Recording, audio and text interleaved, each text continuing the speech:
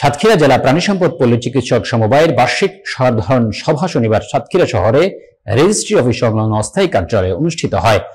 সভার সভাপতিত্ব করেন সমিতির সভাপতি ও জেলা প্রাণী সম্পদ কর্মকর্তা ডাক্তার আব্দুর রাজ্জাক। প্রধান অতিথি হিসেবে বক্তব্য রাখেন senior consultant veterinary medicine surgery ও থিওরোজেনেজি এবং সমিতির উপদেষ্টা ডাক্তার মোহাম্মদ হাসান ইমাম। সভায় উপস্থিত ছিলেন সমিতির অন্যান্য উপদেষ্টা ও বিভিন্ন উপজেলার পল্লী প্রাণী চিকিৎসকরা।